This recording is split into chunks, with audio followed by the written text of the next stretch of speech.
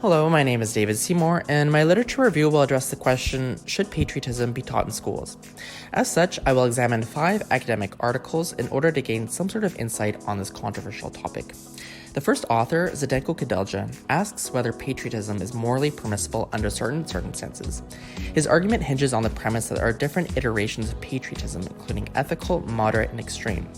He asserts that extreme patriotism is morally unconscionable since it is a form of emotionally driven indoctrination which belies rationality.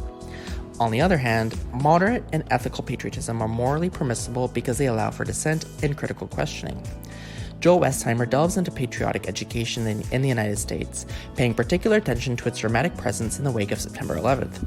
Much like Kudelja, Westheimer distinguishes between authoritarian patriotism, which is unquestioningly conformist, and democratic patriotism, which encourages dissent.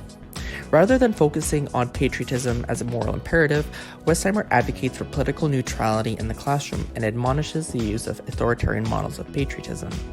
Michael Ledoux and Thomas Marshall reflect on whether patriotism constitutes as a religion, and if so, whether it should be taught in schools.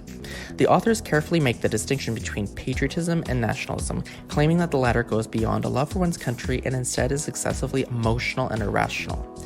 They conclude that patriotism, with all of its symbolic rites and unadulterated pageantry, is a form of religion.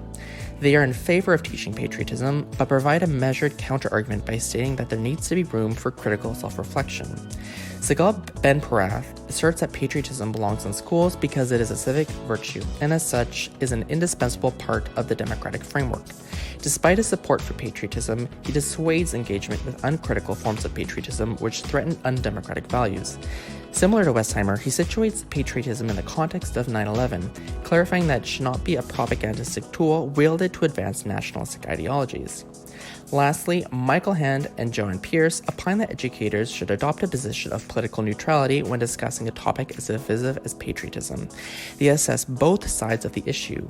Those in favor maintain that patriotism reinforces the concept of civic duty, whereas those who oppose it contend that it clouds civic judgment.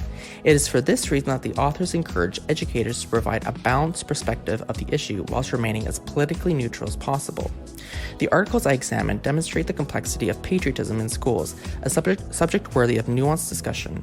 Despite their differences, the authors agree unanimously that emotionally driven, irrational forms of patriotism constitute as indoctrination and are highly detrimental.